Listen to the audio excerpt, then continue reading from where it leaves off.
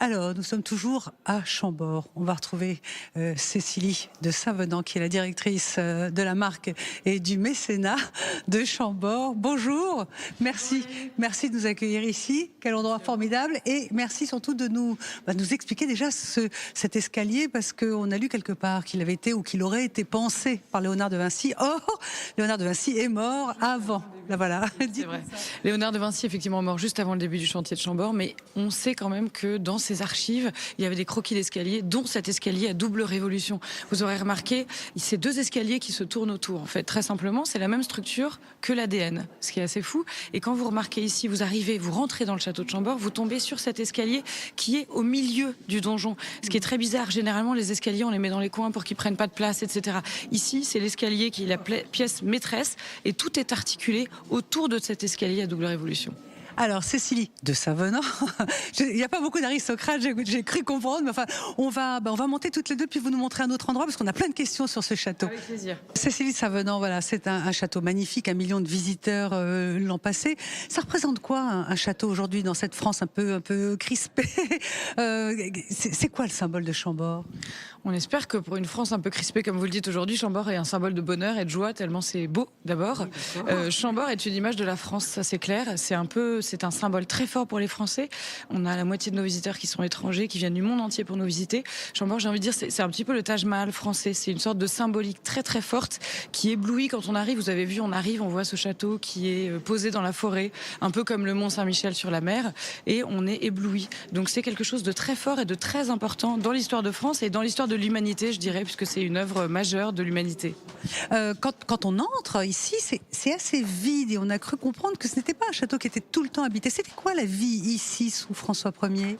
Quand on arrive à Chambord, on peut avoir ce sentiment de vide pour la simple et bonne raison que, à l'époque, la cour est itinérante. Donc le roi vient passer quelques jours à Chambord. À ce moment-là, plusieurs milliers de personnes arrivent quelques jours avant. On déroule des tapis, on ouvre des caisses, on accroche des tentures. Le roi passe 3-4 jours ici et ensuite il s'en va.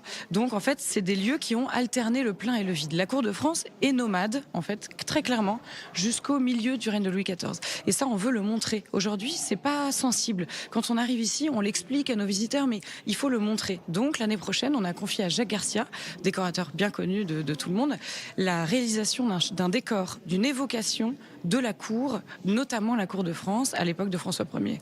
Mais quel était l'intérêt d'avoir une cour itinérante, par exemple? À quoi ça servait au roi de venir ici quelques jours ou quelques mois, je ne sais pas? Alors le roi ici venait notamment à Chambord avec ce qu'on appelle sa petite bande, donc une sorte de cercle proche pour chasser notamment. Quelques dizaines de personnes, et le roi venait aussi. Combien de personnes pour installer? Plusieurs milliers, puis ensuite le soir plusieurs milliers, bien sûr, hein, c'est des chiffres qui nous dépassent un petit peu. Et le roi vient aussi, tous les rois de France ont fait ça jusque tard, comme je vous le disais, parce que c'était aussi l'occasion de garder le contact avec plusieurs provinces en France. Ce sont des rois qui étaient voyageurs, en fait. Et c'était aussi peut-être l'idée d'être proche du peuple? On peut penser que c'était l'idée d'être proche de certaines provinces et de contrôler, entre guillemets, ce qui arrivait dans certaines provinces, et de non pas être dans un pouvoir très centralisé, comme on l'imagine à partir du moment où Louis XIV est installé à Versailles, mais d'être dans un pouvoir un peu plus partagé, en tout cas de façon géographique. Alors on l'a dit, bon, c'est un peu un gimmick, c'est vrai. Donc François Ier décide de construire ce château après sa victoire 1515 Marignan, la date magique qu'on connaît. Ouais, voilà, c'est ça. Mais pourquoi ici, et pourquoi ce château? Alors ça, c'est un vrai mystère. C'est ça qui est génial à Chambord, c'est que c'est une énigme. C'est une sorte d'œuvre d'art dont on ne sait pas très bien pourquoi François Ier l'a construite ici, au milieu d'un marécage, loin des voies de circulation, dans un territoire giboyeux. Enfin, Chambord est quand même autre chose qu'un pavillon de chasse, quand on voit la taille et l'emblème. Donc en fait, on ne sait pas vraiment pourquoi François Ier a choisi cet endroit. C'est ça qui rend la chose assez belle. Il a sans doute, au détour d'un chemin, on le raconte, été impressionné par le site. Il y avait une sorte de château médiéval avant, mais on n'arrive pas tellement à expliquer pourquoi il a choisi cet endroit-là. Et Chambord, en ça, a une sorte de mystère, de magie. C'est 5500 hectares de parc, c'est un lieu colossal, c'est une sorte de petit univers en soi qui se suffit à lui-même, et qui est une sorte, on essaie de le montrer en tout cas, une sorte d'utopie qui fonctionne.